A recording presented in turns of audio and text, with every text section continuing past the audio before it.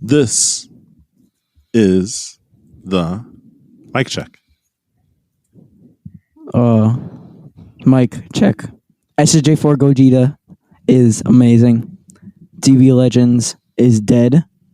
Dokkan. Dead to you. No, it's dead. It's literally dead. The entire fan base hates it. Mic check. And now for my official mic check. See that behind you? Here we go. See that behind you? Here we go. Do you see that behind you? Here we go. Za Warudo. Yes. What? Look behind you. That's what. Oh, Look. I literally said, look behind you. behind me is in so wild. I'm not in the mood to strain my neck right now, so I'll just take your word for it. Za Warudo. TV Legend sucks. But always.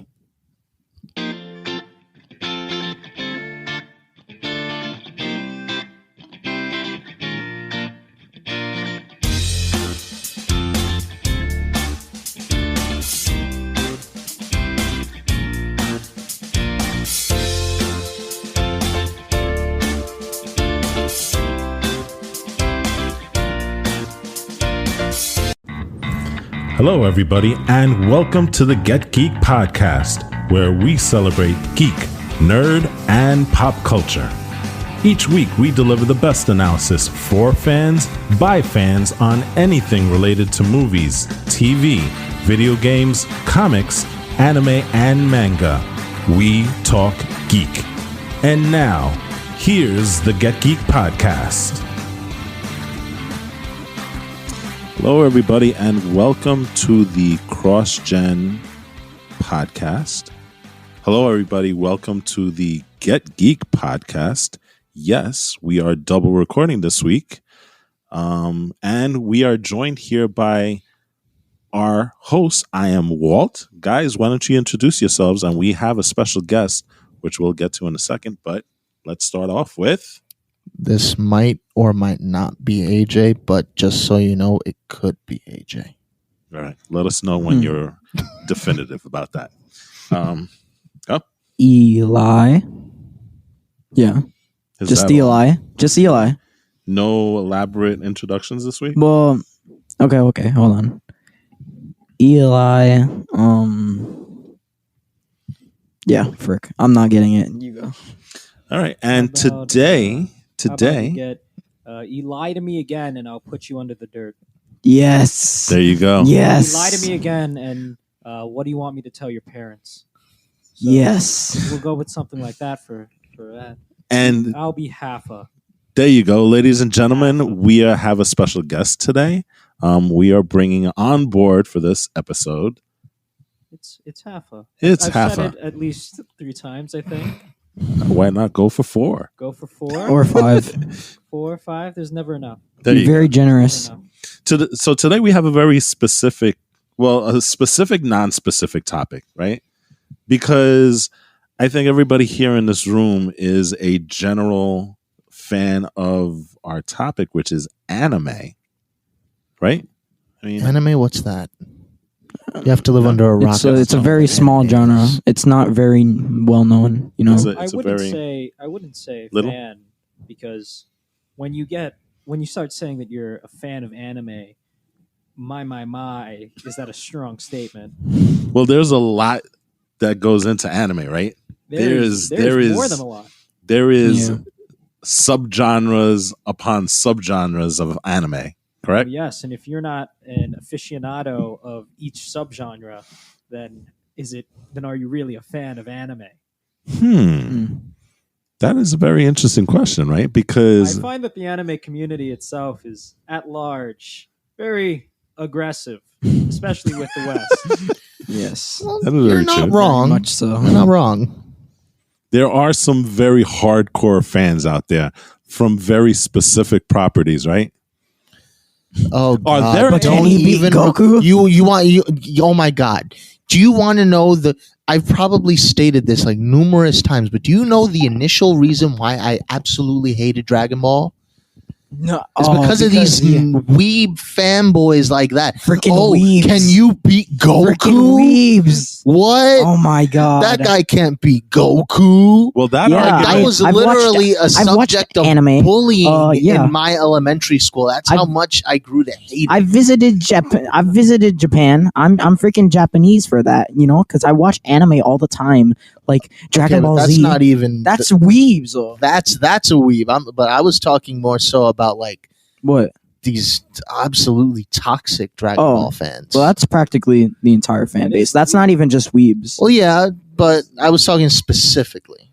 I'm But not sure yes. if otaku overlaps in that, but that is the unfortunate truth of a lot of Western anime fans. that is true. Yeah. And the thing that you're talking about, where everybody's discussing who can Goku beat, that actually transcends Are we going to anime, get into right? Superman? Yeah, Superman, Oh my god! One Punch Man. I literally saw a meme. Is there anybody Hulk? Right? Hulk. Have we not seen Hulk? I mean, Goku literally, in the minds of the fans, he fights everybody, regardless of franchise. Yes, And it's always well, can he beat this? Can he beat that? Can he beat this?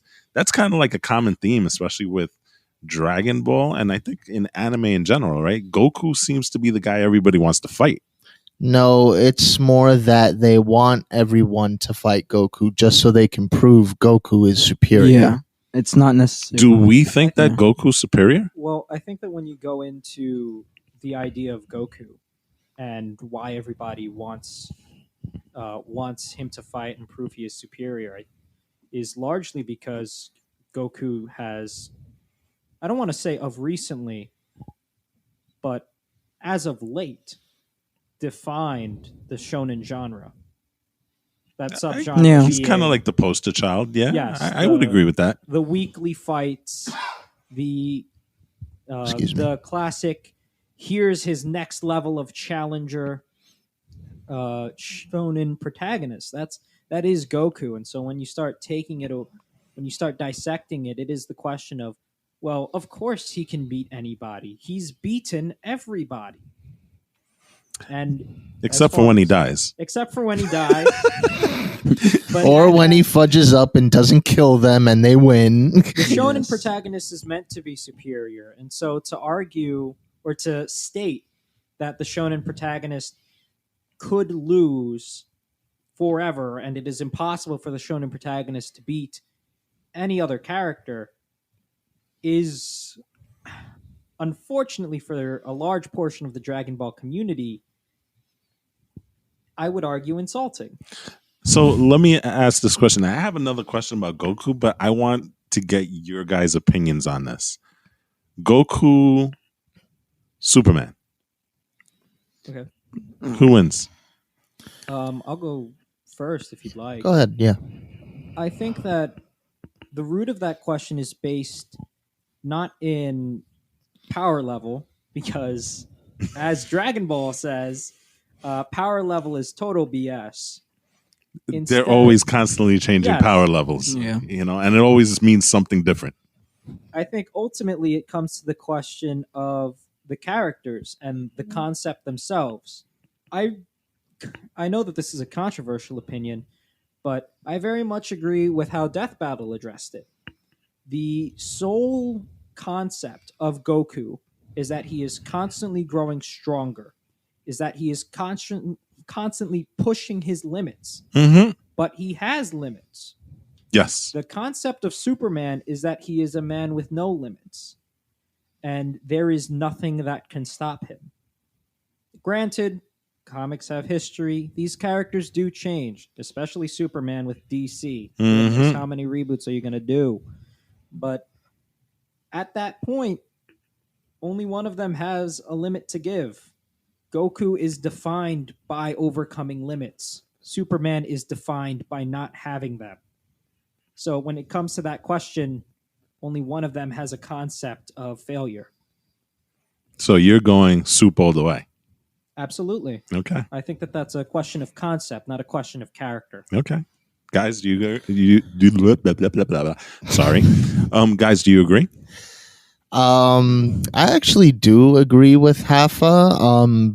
But here's the thing. I really do agree. Don't get me wrong. But like, especially with the way that they've been progressing with Goku in the manga lately. So you know about Ultra Instinct, right? I'm familiar. Well, he now has the ability to put Ultra Instinct on top of his other transformations. Oh yes, of course he would. Yeah. So Of course he would. it's not so the way that works is the way he uses Ultra Instinct initially is that it's a transformation. But now he's more so using it in the vein of a technique. Yes. So when you do it like that, it's really tough to say. Like, Is that more like a Kaioken now? essentially, They've made Ultra Instinct into a Kaioken. He still has UI, the transformation, but he can essentially apply it like Kaioken. It's like a multiplier. So I guess the next question is, will Goku go Super Saiyan 5 Ultra Instinct Kaioken times 20? That's always the running joke. Is that something that's going to be a thing now? That's always a running joke. I mean, look at Goku Black in just Super Dragon Ball Heroes already. God. He has Dragon Ball Heroes is crazy though. Goku Black SSR 3. Oh my god. Don't shoot that man. Oh, but bro. so in concept, I agree that Superman would win, but in terms of like and that's the other thing. Goku has a habit of not starting all out.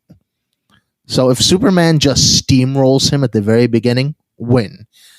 If he's holding back and drawing it out, it gets a little tough there. See, the thing that I have, But I do largely agree that Superman will win. see, It's just it depends on the circumstances of the battle.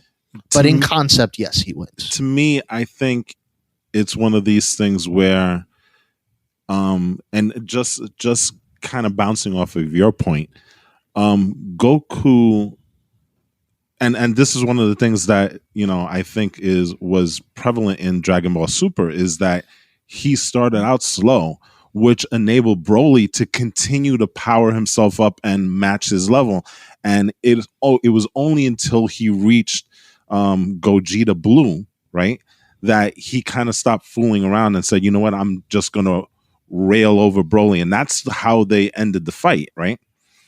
But the thing that kind of bothers me when it comes to just saying that Superman is automatically going to win, Superman is DC's Boy Scout.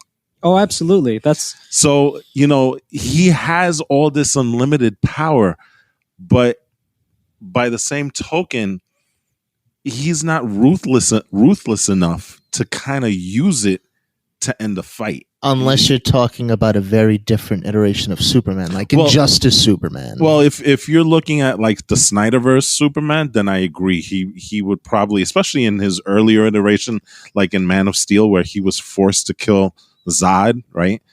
But again, he still had remorse. He did not want to go that far.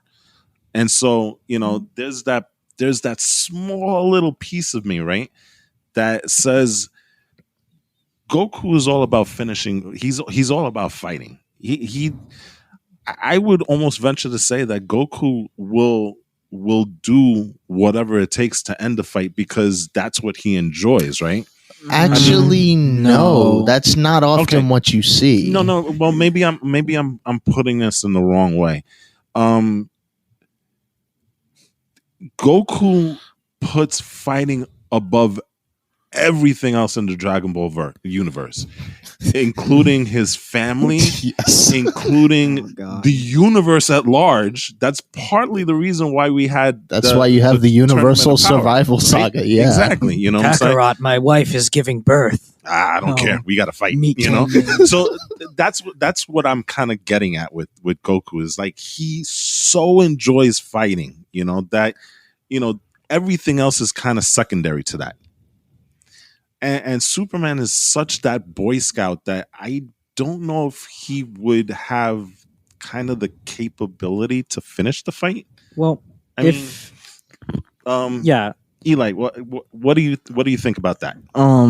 Honestly, I don't think Superman either. It's a weird situation because you're putting two characters who are not willing to end a fight, and Goku would want to drag this out as long as possible, and Superman, not necessarily. He doesn't really want to drag it out, but he holds doesn't want to. back. He doesn't want to force himself to yeah. But okay, real quick. I'm not gonna go on a tangent. No, that's fine. And I'm not trying to provoke Goku versus Superman or anything like Goku can beat whoever. But I want to make the argument that Goku also has Zenkais. And Superman, who's practically willing to push him to his edge. Not to mention, you're comparing two different universes. So power levels in terms of ratings, they're sort of wonky because you're comparing two different. But with those two characters, it doesn't even matter because Goku smashes his limits, like we mentioned earlier, and Superman has no limits. I've brought this up before. I've seen like stuff like Goten. You know that meme where it's not really a meme where he has his finger up and he just blocks like I think it was Mizuki Midoriya. Yeah, it's like that is a meme at this point. Yeah, but that basically what I'm saying there is that you're comparing two different universes. So in terms of scaling, I don't think that Superman would necessarily win. Not to mention Goku has Zenkais. But you know what Superman has? Solar power. Yeah, and he's limitless, but you don't think Goku would destroy the sun? Yeah, Goku could just as easily destroy the sun, and it wouldn't would really he matter. be quick enough to pick that up? You know what? He wouldn't even want to destroy the sun, so I'll give you that. But that's something a crybaby like Frieza would do. That is true. Yeah, I mean Piccolo but Goku probably does have the capability of doing that. Right? Okay, well, most definitely. Yeah, I'm gonna pass it on to you, Haffa. Yeah. The problem with one of the previous arguments on whether or not Superman would end the fight is that it moves the goalpost. And if I'm assuming everyone here is familiar with that logical fallacy. So the question was originally, can Superman beat Goku? And my answer was yes. Okay. Superman has the capacity to beat Goku. Fair enough. Okay. In response to all of these ideas that Goku can infinitely multiply his power over and over and over again in the Dragon Ball saga, I completely agree. That's what Goku is. But can I say one thing? He is unlike Broly, where Broly can instantly gain a next level, and we saw that in Dragon Ball Super. Goku, however, his limits are shattered through a period of training. So he won't be shattering those limits necessarily within the fight itself. That's him training to get to that next level. So, there's always going to be, he's not one of these guys that can easily adapt, in my opinion. And again, this is totally my opinion. During the fight, there are instances where he has attained a new level during a fight, but usually a lot of the things, what's the montage? He's always training and training and training, sometimes with Vegeta, sometimes with Beerus, just to get to that next level. So it's not an instantaneous slot to the next step for him. You know what I mean? Does that make sense? Yes. That's been Goku's sort of central theme. However, that I think only exaggerates my point, or exacerbate, is that the word? It furthers the point because Goku is at the end pushing a limit, whereas Superman's central theme is limitless, boundlessness. I think that regardless of the scenario, Superman will win. It is his concept in a very same fashion as to how I believe One Punch Man will win, and I don't think that it's appropriate at all to introduce him into any sort of combat like this. into asking who would win, One Punch Man or anyone else. Well, One Punch Man's concept is that he The one only punch. needs one punch. Superman's concept is that he can overcome anything. He is super to all other things. Hell, he fights. His nemesis is essentially an entire dimension. Darkseid, I'm referring to. Oh, well, he has multiple nemesis, but among the most threatening is Darkseid and Yes. Apocalypse. The whole idea is that Superman is boundless. Whatever DC will throw at him, whatever DC will throw at him or the entire DC universe, he will fight, and he is, according to DC's themes, he will win. With Dragon Ball, Goku has failed. Like you said, he died. He dies multiple times And Goku does get infinitely more powerful. because he trains while he's Yes, dead, but which is awesome when in concept. when he needs to get infinitely more powerful, as opposed to a man who does not need to become more powerful because he already is infinitely more powerful. Dragging along a fight doesn't quite matter. Instantly winning the fight doesn't quite matter, because at the end of the day, even at his maximum potential, which Lord knows with how they write Dragon Ball is never going to be reached, Goku could not win because Superman's maximum potential is endless. Even at his limited potential, obviously Superman would win, just because I believe at his limited potential, a Saiyan is only as strong as man. But he's not boundless like Superman, regardless of the situation. I believe the question then was Boy Scouts and whether or not Superman would kill. But yeah, that's more like a personality. that's thing, more of a you know? personality question. And even if we are to move the goalposts there,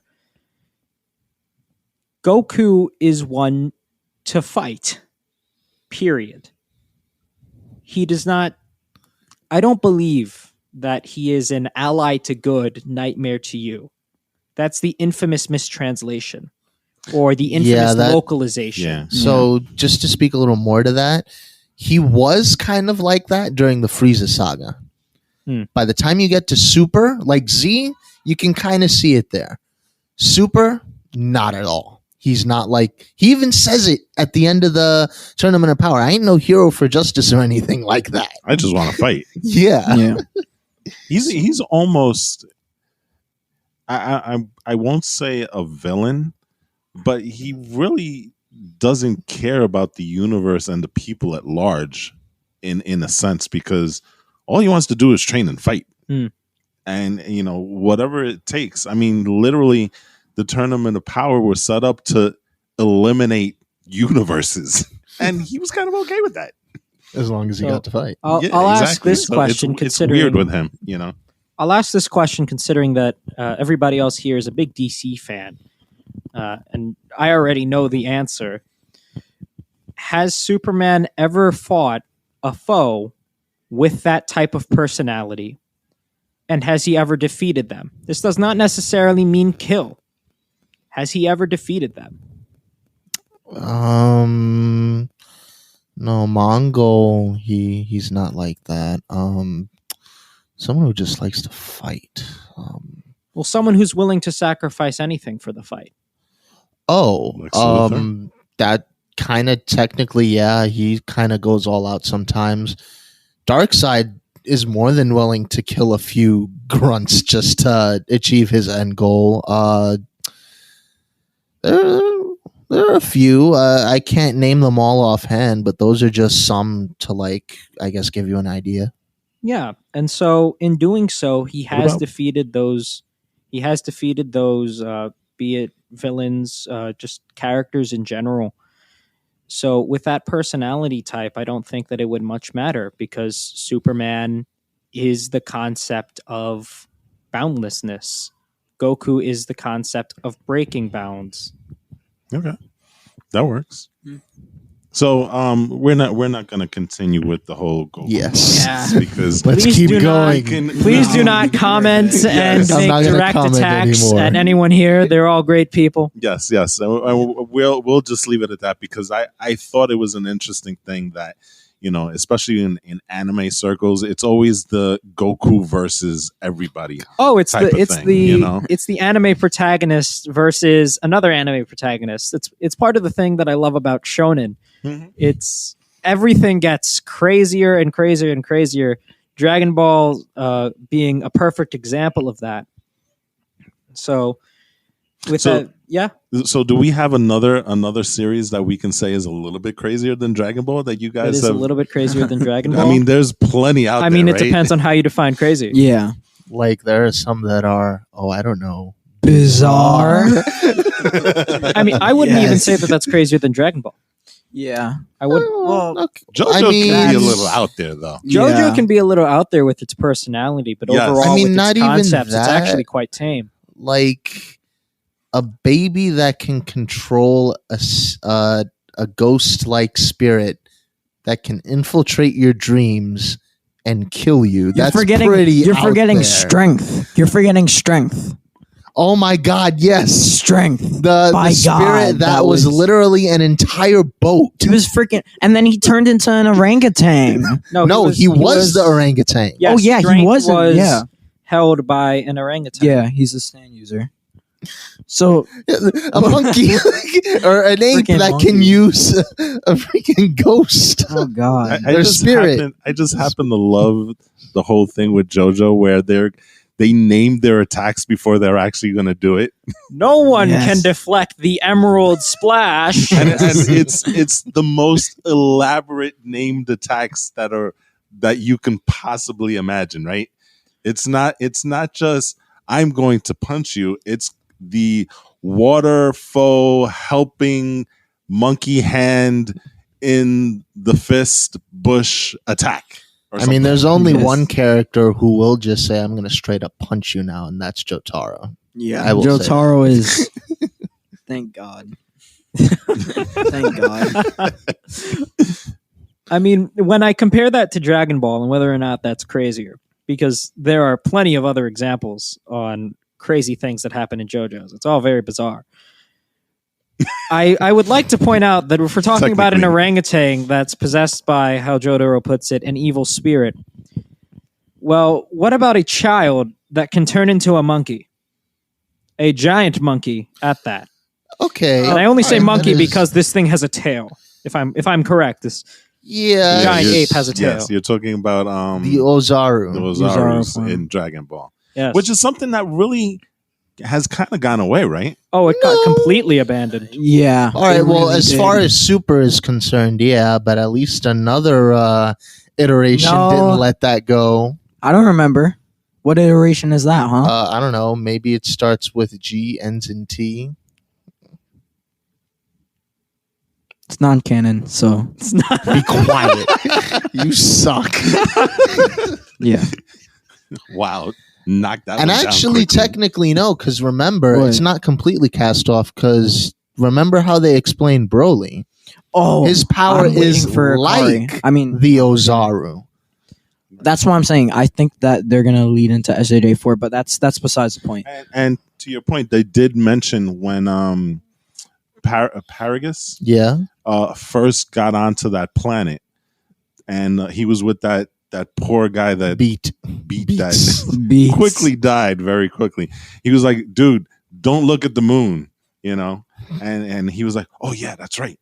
So they have kind of covertly put it out there, but they really have abandoned the whole, big giant monkey ape in a Yeah. bat, and They've sometimes abandoned Attack on Titan. right, and with the monkey also has the battle suit sometimes, right? Yes. So, which is even more ridiculous if you think about it. Yeah, Vegeta did. I'm pretty sure. Well, that was only once, though. But Vegeta. Also, Yes. remember, Oh, in wait. Super he Dragon Ball mentioned- Superheroes. Also, you had Cumbered Go Ozaru.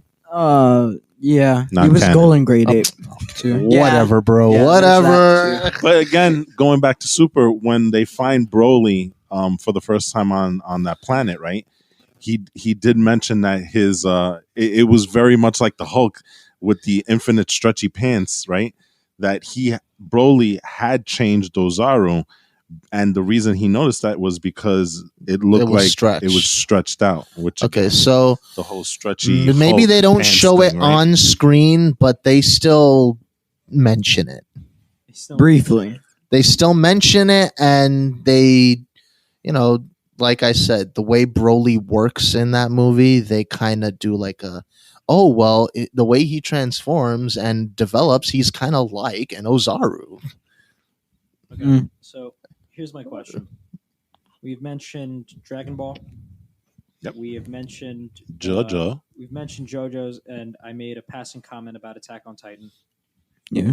And Which is something that unfortunately, and I'm gonna have to admit, I still have not seen Attack on Titan yet, and I know that is an egregious act on somebody who claims to be an anime fan. well, Yeah. here's So- actually my question. Because we had begun this with, or I had begun this very cautiously, calling myself an anime fan, because it's a very Western tale that we would only mention, or we would first mention. Yes, we're anime fans. We've made mention of Attack on Titan. We've made mention of Dragon Ball, One Punch Man. We also made reference to, and am I forgetting anything? I know I just stated these, Yeah, but compared to what others would call an actual anime fan, they would list countless other obscure, or I would say unpopular unpopular with respect to the West. So can we really call ourselves anime fans if we don't know these obscure Well- or indie sort of titles? I'd say yeah. Although I'm not the best subject anymore because my dossier did kind of expand a little over the pandemic. But I think that's irrelevant. If you just, the way I see it, if you enjoy the content, the style of it, and you know, as long as you have like an appreciation for it, you know, you can call yourself an anime fan. You don't need to know every single one in existence. Who is this character? What story do they belong to? Yada yada yada. That doesn't make you a better anime fan. That just means you have a deeper knowledge of the subject. So let me ask this question then. Just on the subject of whether you're an anime fan or not, is being an anime fan saying that as required viewing, you have to know Dragon Ball, you have to know Naruto, you have to know One Piece, you have to know Attack on Titan? Do you go back and say, well, Akira is something that's required viewing, Vampire Hunter D, Ghost in the Shell? Are we saying that as if you're claiming to be an anime fan, do you have to know at least the benchmark properties? Or maybe you haven't watched the entire series, because Naruto, I love Naruto. I am never going to get through the entire thing because that's like what, 30 some odd seasons. If I can get through one season, for me with my busy schedule, that would be an accomplishment, you know. But I'm aware of Naruto. I'm aware of Boruto. I'm aware of all of those things, right? And I consider myself to be an anime fan, but again, I haven't had the chance to watch Attack on Titan. Hunter x Hunter is another thing that everybody says is an awesome show. JoJo, we've just started. You guys way Souls. further than Yeah, I I am. You know? blazed past. Yeah, and so there's a lot of properties that a lot of people would consider these are prerequisites to knowing anime. Do you guys all fundamentals. agree that you have to watch all of these shows to and or movies to consider yourself an anime fan? Or if you're just a fan of, let's say, Dragon Ball and One Punch Man, is that sufficient enough? What do you guys think? Well, That's a tough question. Well, personally, I think that if you get to the point where you notice the industries and their intellectual properties, the difference between Funimation and, say, Trigger, or I mean, by the time you have a Crunchyroll subscription, I think it's telling enough. Well, I don't think it matters anymore because I think Funimation bought out. Funimation has left, which is a sad thing for me because Mhm. now I need to start a now I need to start a different subscription. A lot of that stuff, by the way, is on HBO Max. Just so that you know, I've noticed. Yeah, I've so noticed. I've started. it has its own little anime section over there. Yes, unfortunately, they are all dubbed. They are all. Pardon me, that's We're- not true. We're going to get Most into of that them are question dubbed. also because we started discussing that earlier Oh today, my, but we'll get into that a little bit later. But wicked! I'm Do sorry. not attack these people. They're great. Continue. I'm sorry. Now, once you get there, I've found my own small little sections of shows that I would say are obscure. I Mhm. doubt many people would say Out Noah Zero is a good show. I found it enjoyable. Not saying it's good, just that it was enjoyable.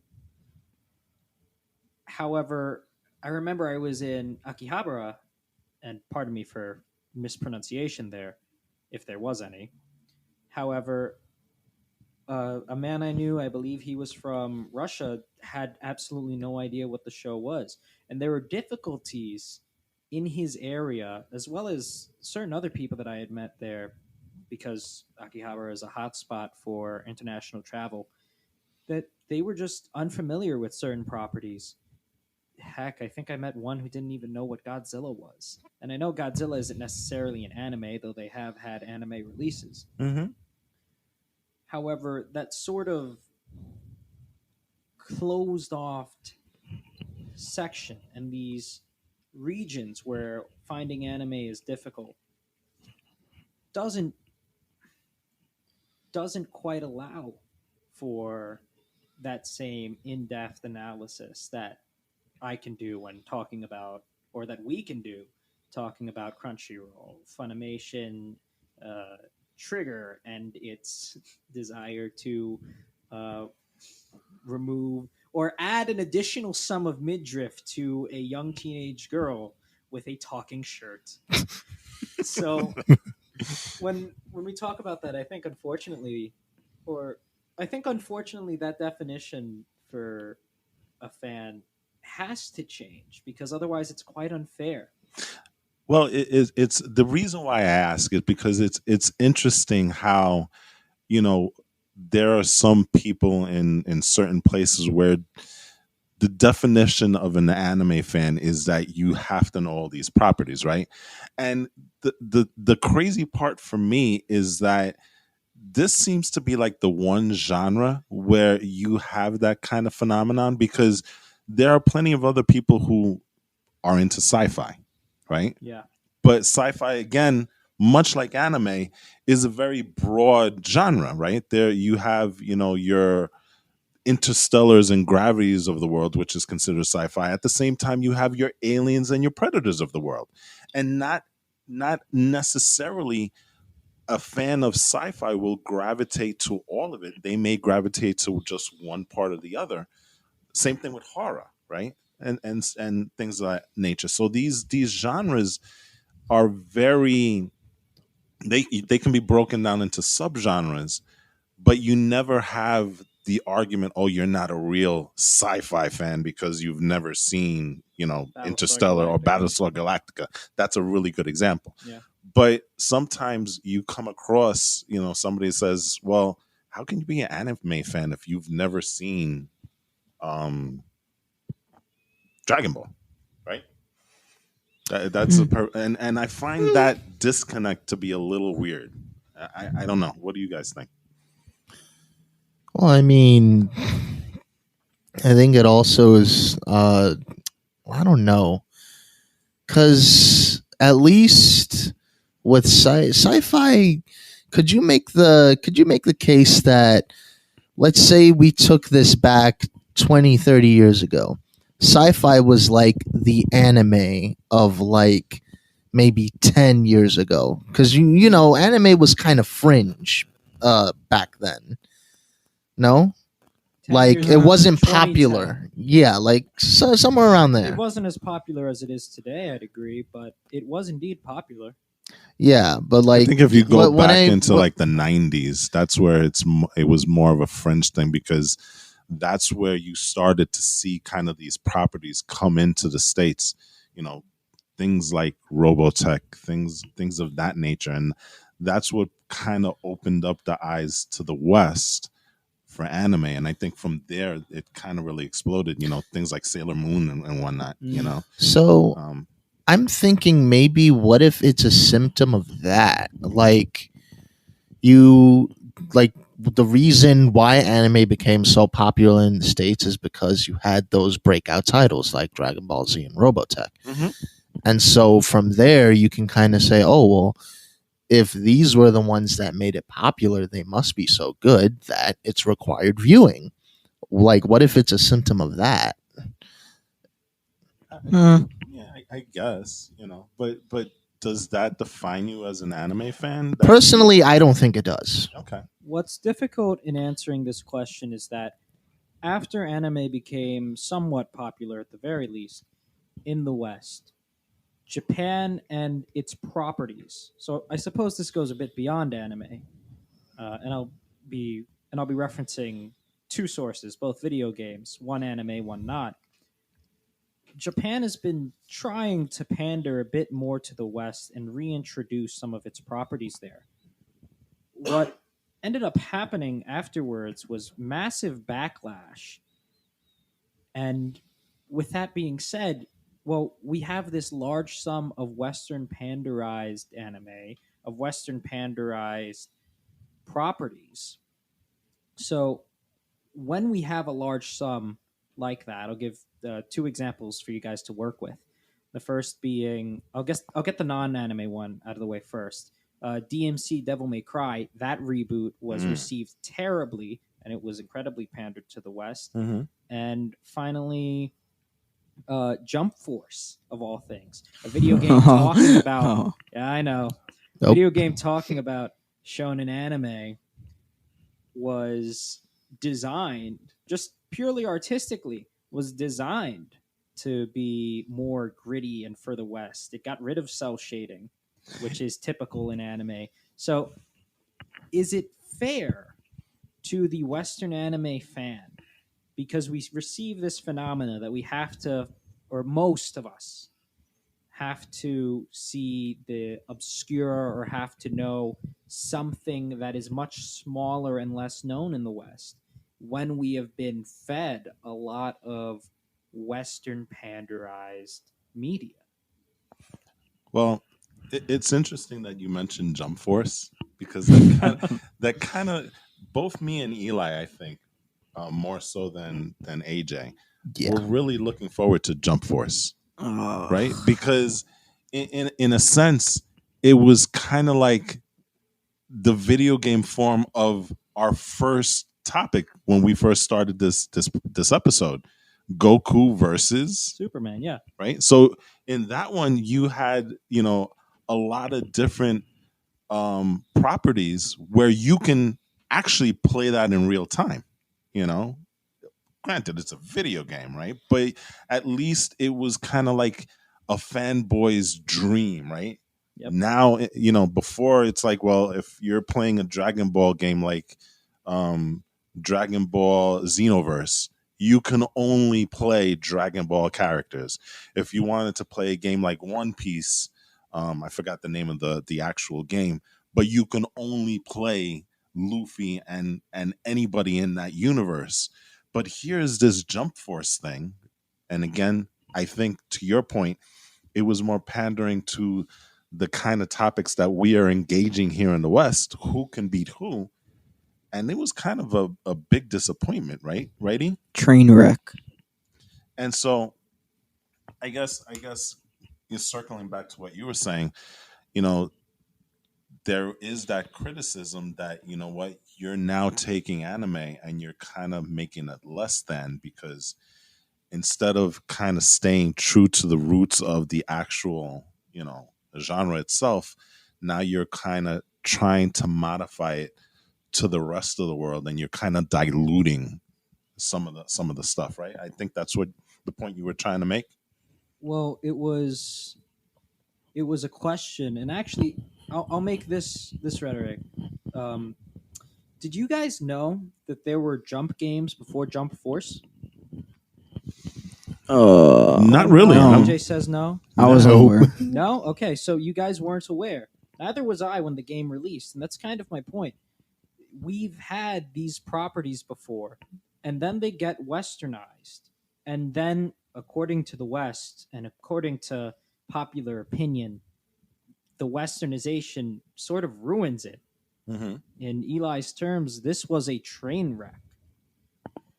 So, with that train wreck, we're being fed, we're being pandered over and over and over again. While I don't think anime is in any way dying that way, Oh, not at all. not at all. No. This is lovely. Even both TV anime and manga, they're succeeding. The West and its comics industry is taking a tragic death rate. Yeah. Unfortunately. Unfortunately. However, with it, you get new generations, right? The 90s Yep. is not 2020. So what happens past 2020 when the original 90s anime no longer exists, or at least is very difficult to find unless you're willing to pay $200 for a disc copy of season 1 out of like 4? What happens then? Can you call that child? Can you call that adult an anime fan when they discover it? Because they encounter the Western style of anime. What? Can you repeat that? Can you repeat that? That was a loaded question, and it kind Yeah. of stumbled over itself. So we had was awesome. a huge wave in the West of anime, and I'll specifically point to the 90s. It was, giant laser beams are awesome, and we found that early on. Mhm. Now we're 3 decades. We're 3 decades in. Yeah. We've seen the westernization, and Western pandering is still potential, and it still exists to be found. Voltron. Yeah. Voltron Yeah. is a perfect example, because they've taken that 80s show and Netflix has kind of redefined it, Mm. with a Western kind of flavor to it, Yeah. So, okay. Do you think? Okay, so what Josh is trying to say is that, especially when you're talking about, and like you said, one of the biggest problems was Neon Genesis, right? Evangelion. That was a property that you could not find anywhere, right? Correct. Up until recently. But there was a big subsection of people, that us included, right, that we weren't, well, you weren't around. I was around when it happened. I just never watched it back then. But you weren't around when it originally came out. And if it wasn't made available, if they didn't get through, whatever legal wrangling Yeah. that they had to do to actually let it come out and be released, you probably, to this point, unless you kind of streamed it illegally, right, would not have been able to watch Neon Genesis. Does that make you less of an anime fan, right? Yeah. Trust me, I understand the question. Trust me. But it's a difficult thing to do, because you know what? It's kind of out of your hands. yeah, damn, that's really a tough question. But I would say, I mean, if that, okay, following the logic that you need to see all these main tentpole animes, properties. yeah, tentpole properties, Dragon Ball and stuff like that. Mm-hmm. Following that logic, I mean, that doesn't make you an anime fan, but going back to the point that AJ made, and well, we all made, to be honest, just as long as you have a just as long as you can actually watch anime, appreciate it for what it is. I know that's not something that's, well, it is appreciated, but I know that there's a lot of people who don't appreciate it. It's like the highs and lows. But as long as you can appreciate it and you're entertained by it, then yeah, you're an anime fan, I guess. So, yeah. Yeah, if you, it's sort of a weird answer, but you get what I'm saying. Mhm. Yeah.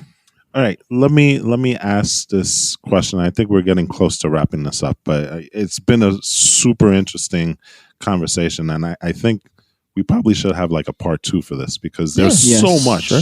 so much that I wanted that's to talk about shows in the early 2000s. well. Oh. Well, let's Those talk are about Western that. release shows. But let me ask you this question then, because we're now in 2020, 21, right? yeah, And anime has really exploded.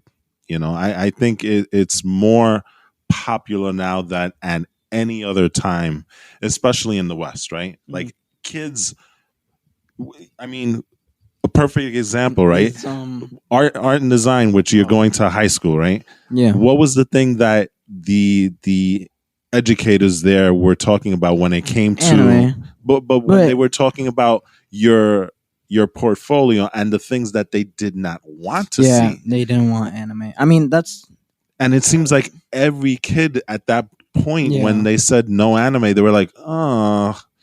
So my question is, are we at a point where with Netflix having an entire section devoted to Netflix anime originals, which includes Godzilla, the Singular the Point. Earth Godzilla, Yes. Singular Point.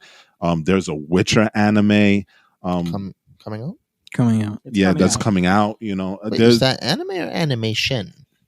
I think That was the question I wanted to ask. I think 'Cause I'm they have pretty it sure that's listed as an anime. Really? Yeah, I No. believe so. That looks more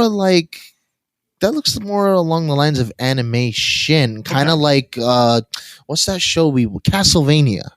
Castlevania is not. That's what that reminded me of. that trailer. Castlevania is technically anime. And so at the point we're But now at was the it point where listed we're kind of as blurring anime? the lines We're blurring between the lines. anime and animation. We've- And we've that's a already been perfect at that explain. point. We've But- already been at that point. But I think that's kind of the thing that I'm trying to get at is, are we at the point where we're seeing too much, where the genre is being oversaturated by all these properties that Netflix, because they know what's popular, right? They have algorithms that show you that stuff. The Crunchyroll and the Funimation originals, all these things. I mean, we've had Matrix animes. We've had the Animatrix. mainstream things that are now being turned into anime and animation projects. Are we at the point where there's maybe a little too much? Well, if there was an oversaturation, I think the market would have replied and would have found alternatives. Specifically, live action is one of the largest alternatives. Trying to make a live action Godzilla, which we are seeing in the West. However, that success compared to Earth Godzilla or Singular Point, I'm not quite aware of, but I do know that Singular Point and Earth Godzilla are still very popular. We've been blurring these lines for Yes. so long. This is 2021, yet in 2003, we saw the release of Teen Titans on Cartoon Network. And Mhm. it was heavily inspired by certain aspects of anime. Now, they themselves, the producers themselves, had their own name for the animation style. However, it was clearly inspired nonetheless. Then there is this, I believe this is still a statement that not many people might agree with. There was the question of whether or not Avatar, The Last Airbender, was an anime, because another it good very one. clearly was inspired by that animation Sure, style. of course. These lines have been blurred for a very long time, and they have been aimed towards the youth. Mhm. We've seen what's it? Would you consider Pokemon an anime? I would. That's I would call it another much good more of a one. cartoon.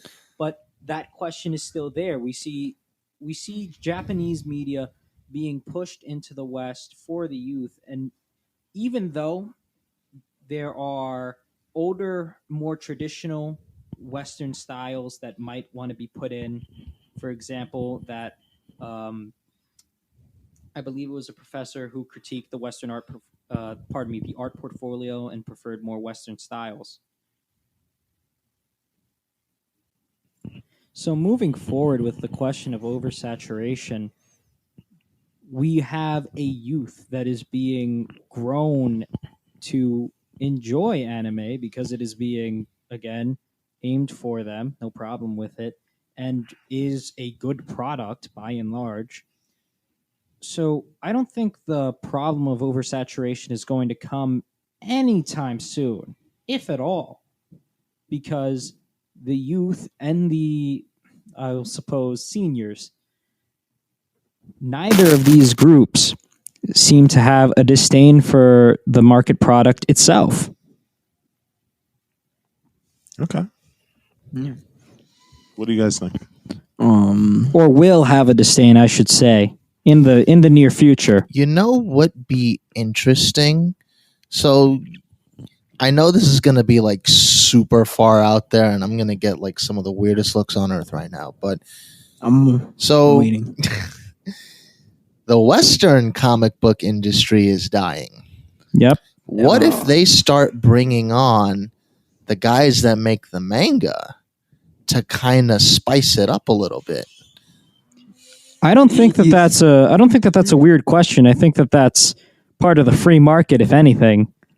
There is high demand for manga right now for good reason. We're getting some really good releases. However, comics doesn't really know what it wants to do.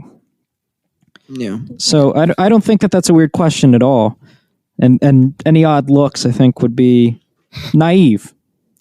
Yeah, because I mean because like you said, manga is high in the market right now. So what if they start kind of reimagining comic books in such a way that like adheres to the manga style, or I guess like the way they kind of make manga, But and they just take the stories and kind of transplant them.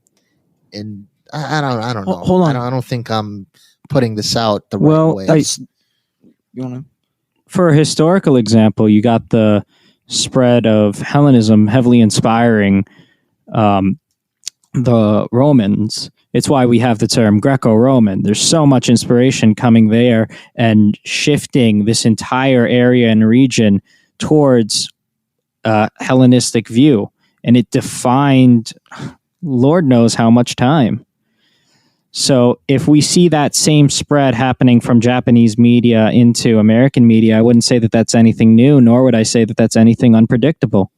Yeah, I happen to agree with that because, same thing. Really, well, it's the same thing that happened with comic books. You have books like the Odyssey that were translated into graphic novels, then translated into comic books, etc., etc. I don't need to go any further than that, but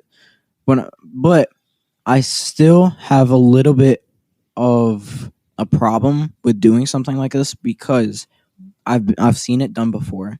You have Star Wars, the manga, which I've read, and you know what? To be honest, I'm fine with it. It was a good manga to read.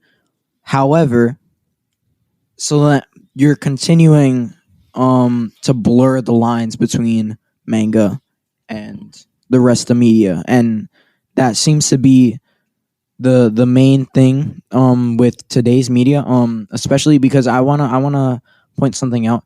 Recently we had Mortal Kombat come out, and I believe, what was it, the anime frick, the one with Ren Goku and freaking Red Goku. What? wow, am I really forgetting?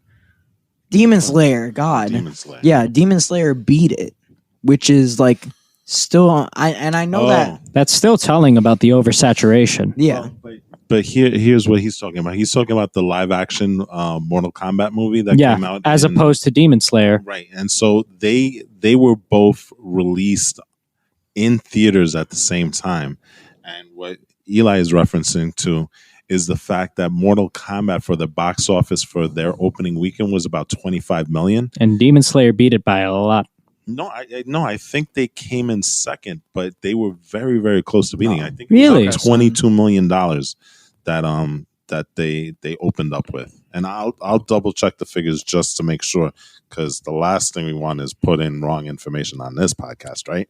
Yeah. But Believe everything you read on the internet. exactly. Even still, you really, I like the idea, but to do something like that, it's just like the Snyderverse. You're introducing something that technically wasn't supposed to be introduced in the first place.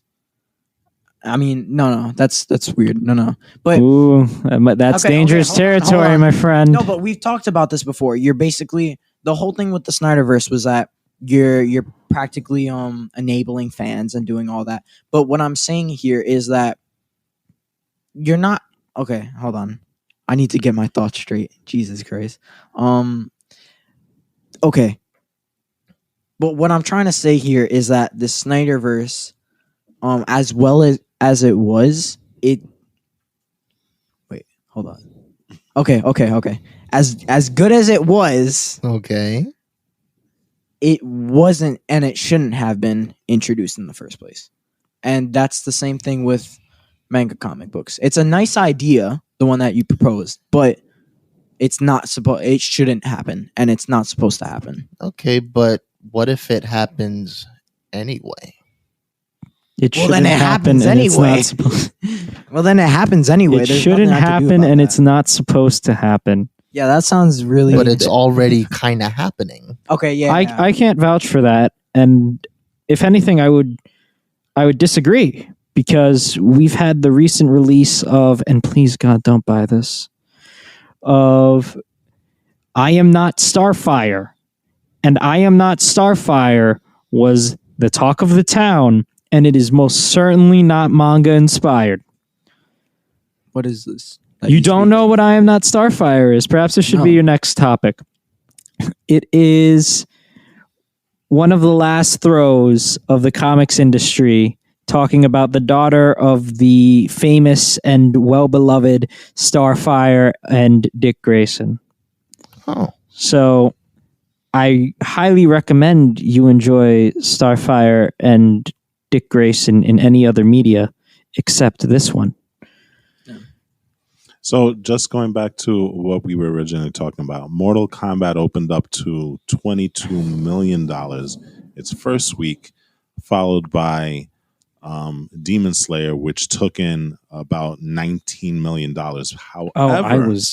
However, that was flipped on its second week, because Demon Slayer then took over the first spot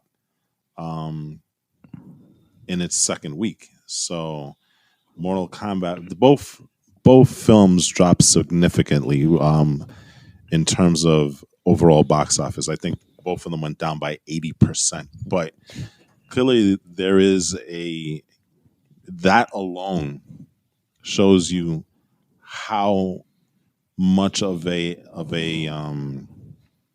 want there is out there, for anime, because Mortal Kombat is a pretty established franchise, right? Mm. I mean, the only problem is that they haven't had the best track record with movies. Yeah. Right. But Yeah. with the video games, they've been Oh, well, very of course. popular, right? Yes. And Mortal Kombat as a series itself hasn't seen a film in quite a while, so that there was kind of like that pent up expectation, and then to see Demon Slayer, which, to be honest, is maybe not the most well known anime franchise out there, and again, I'm just saying in terms of the general public, but to see that it nearly beat Mortal Kombat, that's pretty significant, I would say, right? Oh, absolutely. Yeah. Absolutely. Again, I think that comes back to the statement about the oversaturation of an anime market, and we're not seeing it, at least here in the West. Right. We're not seeing it at all. Okay. I think that would happen in the coming years. All right. Is there anything else we want to talk about in terms of anime itself? I mean, Hold on. I mean, is Avatar anime? Is Teen Titans 2003 anime? You have plenty of great examples there. Well, if you want to work with that, if it's okay, I'm gonna go with this question. If it's, I feel that now this is very controversial, and I've heard this from some of my friends who have said that. But if it's an anime, if this property is a Japanese property and it has the anime style, it's considered anime. Which is, look, I'm not gonna say it's weird, because it's like, I'm not gonna say it's controversial, but like it sorta is. it's dicey. Yeah. It's dicey. Yeah. Because if there is an American produced anime, and granted, we've walked Japanese anime. that uses Japanese anime styles and Japanese anime tropes. We've walked that line before, and I know we've walked that line because those lines have been blurred. I've given the two examples of 03 and Atla. So if an American produced anime was to come out, would it truly be anime? And I would argue, yeah. Well, let me ask you this question, and here's a perfect example of what you're speaking to. Altered Carbon is a Netflix series, a sci-fi series that lasted for 2 years. It lasted for 2 seasons. It wasn't renewed for a third, but it was a pretty substantially popular franchise, right? Yeah. For the 2 seasons that was out there, and it was very well made, done. Very well made. Pardon me. But there was an anime. Yes, I remember that came out. Yes. It was, like you said, a U.S. production, but utilizing Japanese animation style. And to your point, now, do you consider that an anime? Well, here's the question: did it fail? Is it failing? Well, no, it only came out for the 1 season. It was kind of like a how would you say it? It was kind of like a U.S. experiment. Prequel spinoff. Right, exactly. It wasn't required watching for the Altered Carbon main series, but it kind of gave you a deeper understanding of that universe.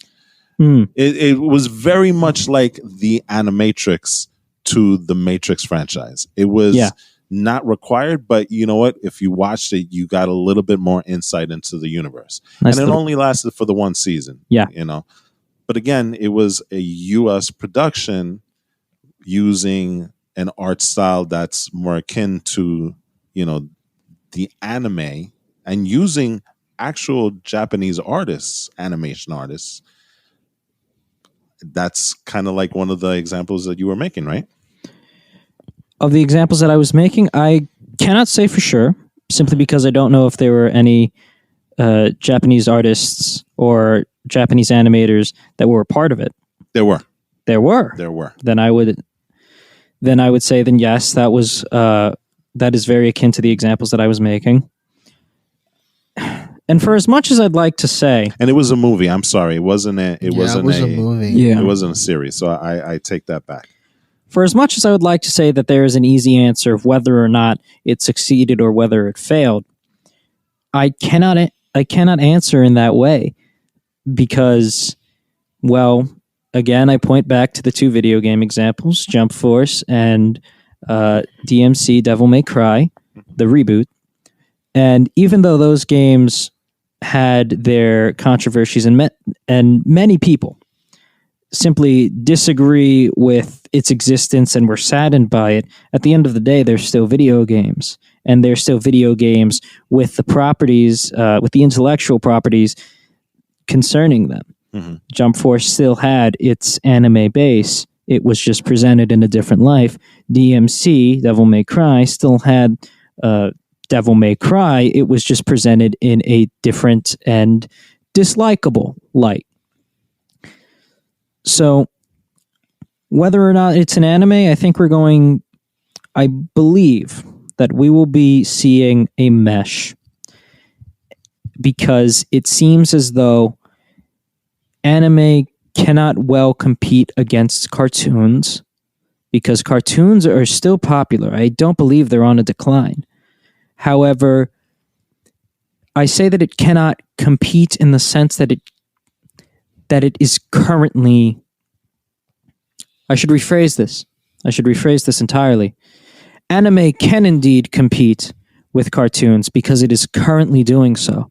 It cannot succeed and overtake cartoons. So what I believe we will see is that the critically successful shows, such as the Teen Titans 2003 animation, as well as Avatar: The Last Airbender, the animation, not the movie, or the live action series that's coming out shortly.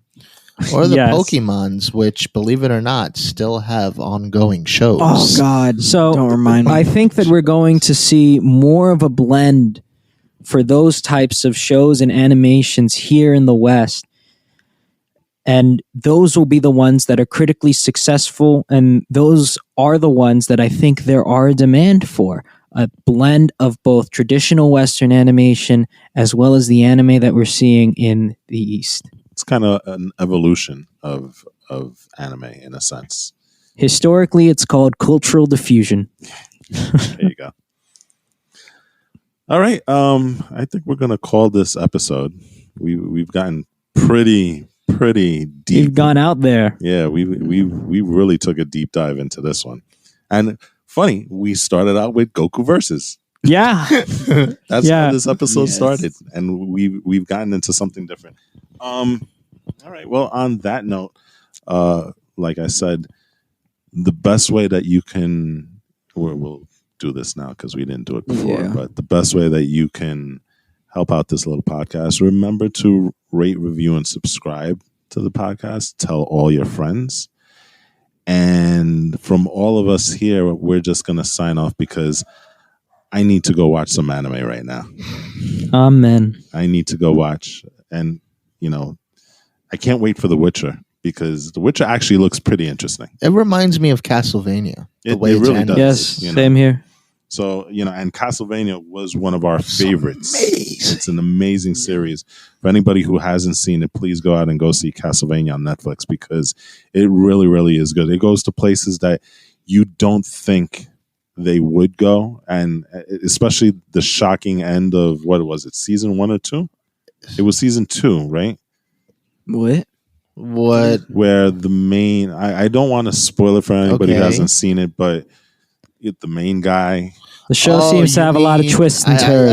I see. You don't expect someone to die, but they do. right, exactly. And it's like, where do you go from here? Exactly. So it does a really good job of taking its main property and kind of flipping it on its head, and it Sort of Snape kills Dumbledore idea. yeah, in a sense, and you don't expect it, and you're left wondering where do they go, and the places that they go is infinitely interesting for the Castlevania franchise. So it's unfortunate that it's ended, but like I said, for anybody who really wants to go see a very well done show, please check out Castlevania on Netflix. But And then go watch our episode on Castlevania. that is true. Yes. That is true.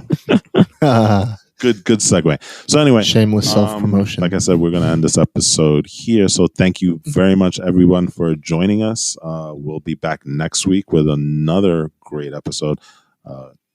Still don't know what we're going to do, but we'll figure it out. I'm Not Starfire is a brilliant suggestion. I think you guys will not enjoy it at all, only to come Okay. right back over here and have an incredibly enjoyable conversation about the potential death of the comics industry. There you go. Yeah. All right. So The bell tolls. on that note, Well, that's another episode for another time. The death of comics, right? No. Or maybe not. We'll see. We'll see. We'll see. Anyway, like I said, on that note, we're going to sign off. My name is Walt. Okay, this is definitely AJ. I know we had this problem at the beginning, but it's definitely AJ. I couldn't tell from the voice. Eli. Wait. Oh God. Oh, What come was on, it? not you Eli- too.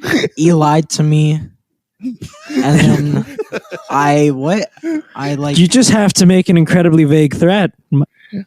Okay. He lied to me, and now I'll destroy you. that's That's a pretty boring. big threat. That's boring. He lied to me, and I threatened your family. Whoa. Whoa. Yeah. Okay, I was quickly. like, I had implications. That Yes. was. Wow. And I would like to thank our special guest, Hafa, for joining us on this episode. I would like to thank you for having me. All right. This has been fun, more than fun. There you go. And until then, Okay. come you on. know how we Nail have it, to do E. this. Nail it. You know I'm gonna have to usually do it.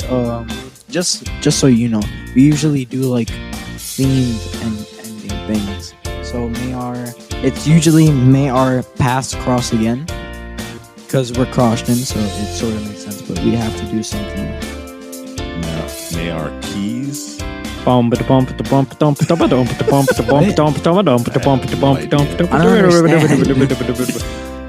Even roundabout. Yes, yes. Take you out and out. Out of way, away. May our. Yeah, I was gonna say. May our dams cross again. May our. No. Near Dan. Yes, dams. No. Oh God. May our bloody streams. Oh no. Yes. Yes. That is the best intro. May our bloody What? Yeah. May our bloody streams. May our bloody cross again. streams yet cross. Yes. Okay. All right. Later, people.